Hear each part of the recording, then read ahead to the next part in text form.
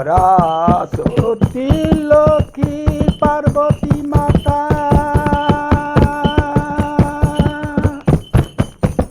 জ্ঞান দিয়া ধন দিয়া সুৰক্ষা কৰা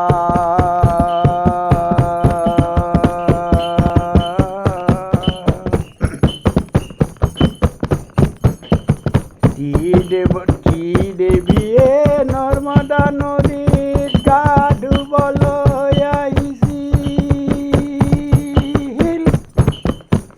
তেনে সময়ত নাৰদ মুনিয়ে দেখা পাইছিল।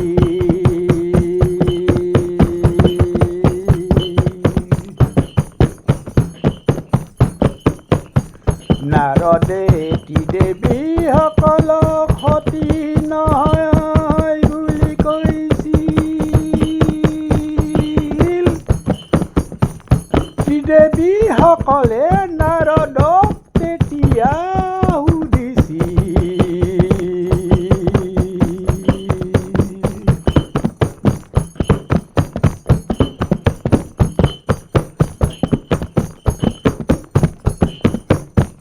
তেতিয়া নাৰদে সিহঁতক কৈছিল, মহাসতী অনুসয়া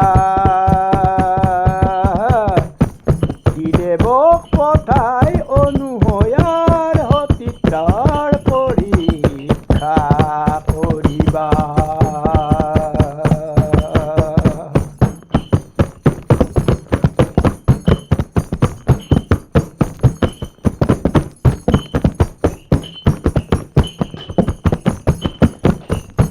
দেৱে ভিকাৰীৰ বেশেৰে অনুসয়াৰ ওচৰলৈ গ'ল। অনুসয়াই ভিতৰলৈ দেৱক শ্ৰদ্ধাৰে লৈ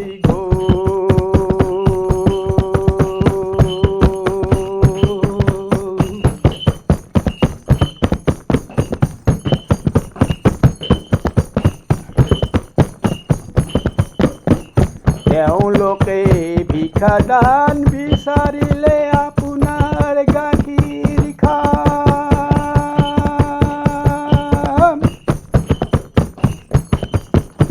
অনুসয়াই তৎক্ষণাৎ সৰু বালকৰ সৃষ্টি কৰিলে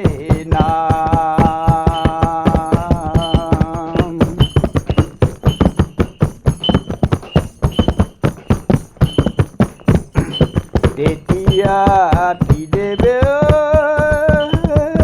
পুৰাই গাখীৰ খুৱাই দিলে।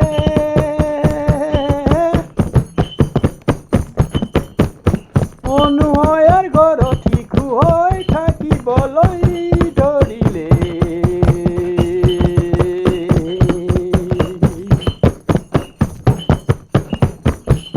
দুৰ্বাসা যোগেশ্বৰ চন্দ্ৰ দেৱৰ নাম ৰাখিলে।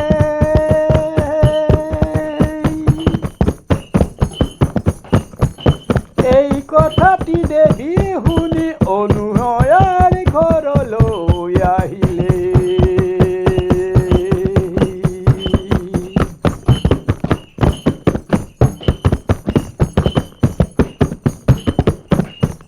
দেৱীয়ে অনুসয়াক পতিসকলক আগৰ নিচিনা বিচাৰিলে। অনুসয়াই সতীৰ বলেৰে আগৰ ৰূপ দেৱক কৰিলে।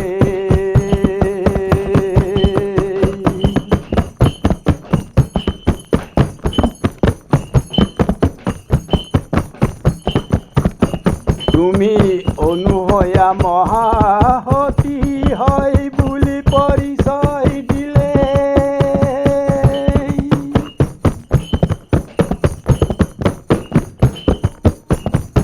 আনন্দৰে দেৱীয়ে দেৱক লৈ যাত্ৰা কৰিলে।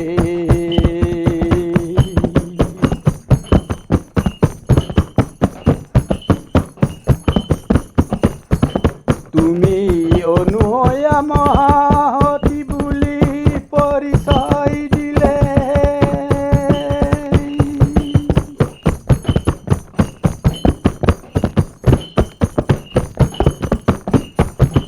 আনন্দৰে দেৱীয়ে দেৱক লৈ ঘৰলৈ যাত্ৰা কৰিলে।